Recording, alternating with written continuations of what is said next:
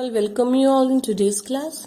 This is a class of Rainbow Book, class 12th compulsory English, book first, and we are doing chapter 1.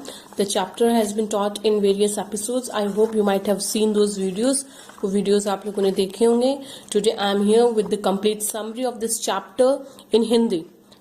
पूरा chapter जो है आपको हिंदी में मैं इसका समरी आपको आज के लेसन के अंदर बताने वाली हूँ. In this essay, C.V. Raman underlines the importance of water. इस ऐसे के जो ऑथर है वो C.V. रमन है. उन्होंने जो इम्पोर्टेंस वाटर की बताई है इस चैप्टर के अंदर कि प्लांट्स और एनिमल्स के लिए, पूरी कंट्री की लाइफ के लिए वाटर जो है वो एक बहुत इंपॉर्टेंट फैक्टर होता है. वाटर इज एक टर्म इसके अंदर यूज हुआ है एलिक्सर. एलिक्सर जो होता है it is an imaginary liquid that makes a man immortal, जिसकी वजह से इंसान जो है अमर हो जाता है. बट सीवी रमन ने मेंशन किया है कि वाटर जो है वो सबसे वैल्यूएबल लिक्विड है और उसी को हम लोग एलिक्सर या अमृत कह सकते हैं. सीवी रमन के अनुसार जीवन का जो एक्चुअल अमृत है वो तो सिंपल वाटर ही है, क्योंकि पानी जो है सभी जो लिक्विड फॉर्म के स्टेट के अंदर जो लिक्विड होते हैं उनमें सबसे ज्यादा सिंपलेस्ट लिक्विड है. बट इसके अंदर जो भी वर्च्यूज होते हैं, इसके अंदर जो क्वालिटीज होती है वो यूनिक होती है. वाटर जो है सबसे कॉमनेस्ट लिक्विड है, बट फिर भी इसके अंदर अमेजिंग प्रॉपर्टीज होती है.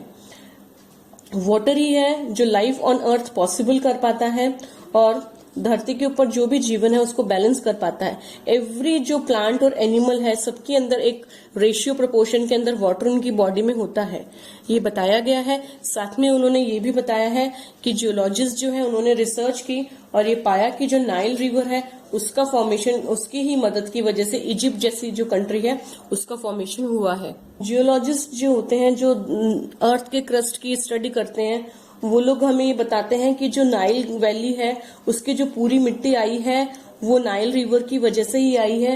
ये जो मिट्टी है नदी की बाढ़ के साथ बहते हुए पानी के साथ जो महीन महीन पार्टिकल्स होते हैं जिनको हम सिल्ट कहते हैं, हिंदी में गाद कहते हैं, के रूप में बहकर नीचे आ गई और कंटिन्यूटी से जब ये आती रही, कंटिन्यू ईयर्स से ये आती रही, तो युगों के दौरान ये जो नीचे का एरिया है उसके अंदर ये बैठ गई और उसी की वजह से ये नदी बहती है.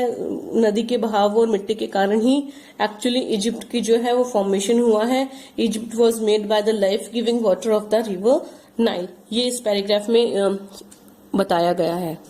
समरी के अंदर हम लोग जैसे बात कर रहे हैं तो आगे सीवी रमन ने जो बताया है वो यही बताया है कि पानी जो होता है क्योंकि उसके अंदर एक पावर होती है कि वो सिल्ट को कैरी कर सकता है और ये जो सिल्ट होती है यही सॉइल को बहुत फर्टाइल बना देती है और एक फर्टाइल सॉइल से जो एग्रीकल्चरल क्रॉप या प्रोडक्टिविटी होती है वो अच्छी हो पाती है. बट जब ये जो पानी का फ्लो है वो बहुत तेज हो जाता है और वो कंट्रोल नहीं किया जाता है तो ये डिस्ट्रक्टिव भी होता है, ये डैमेजफुल भी हो सकता है, ह्यूमन बीइंग के लिए विनाशकारी भी हो सकता है. तो ये जो पानी को बहाकर के ले जाने का जो होता है पैटर्न उसको हम लोग सॉइल इरोजन कहते हैं.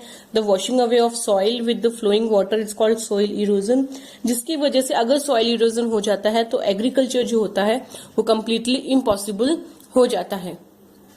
और अगर जो सॉइल इरोजन है वो अगर हमने उसको टाइम से चेक नहीं किया तो ये हमारे लिए प्रॉब्लम क्रिएट कर सकता है.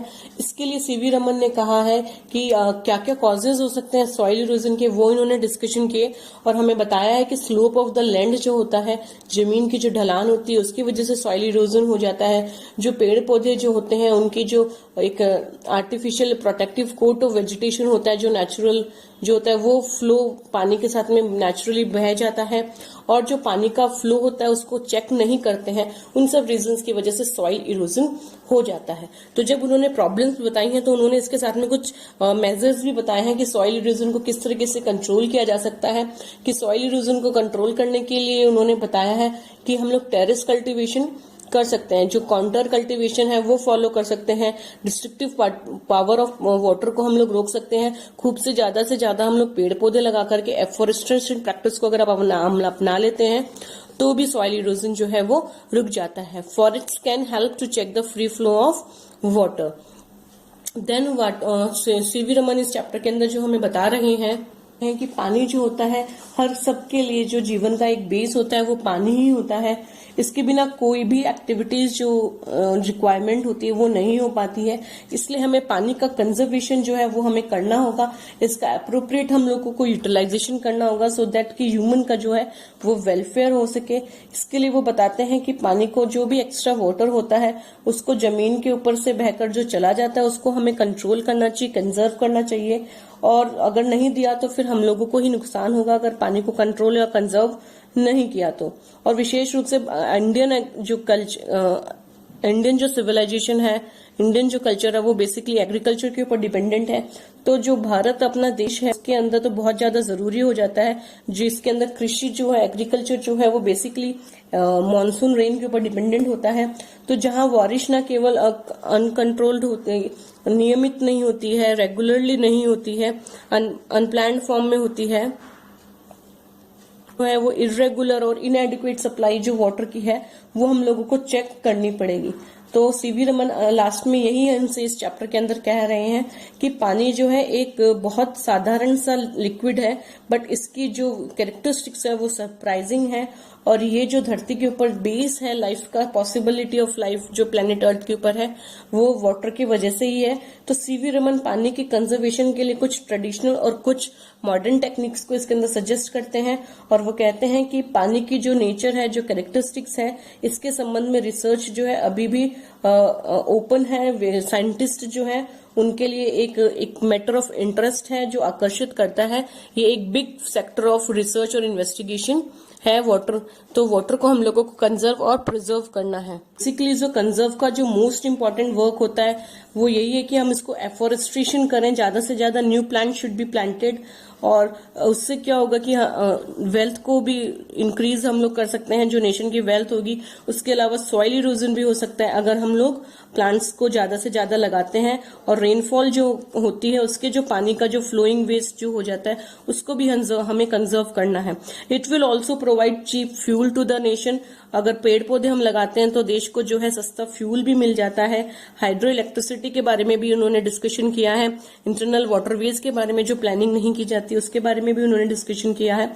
साथ ही उन्होंने कहा है कि by way of preserving water in canals and river we can also on cheap rates provide internal transportation हमको मिल सकता है। And we can generate electric power, हम लोग बिजली का भी उत्पादन कर सकते हैं।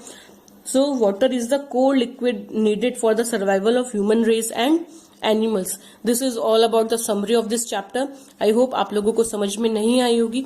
कोई भी पैराग्राफ अगर आपको जहां पे भी आपको प्रॉब्लम हो या चैप्टर की समरी के अंदर कोई डाउट हो, you can ask me. Comment box के अंदर आप अपना क्वेश्चन जरूर पूछें। I will be happy to solve your query. And अगर आपको मेरा वीडियो पसंद आया हो तो आई वुड लाइक टू से कि प्लीज लाइक, कमेंट, शेयर और सब्सक्राइब करना ना भूलें। Please like and subscribe my video. Thank you.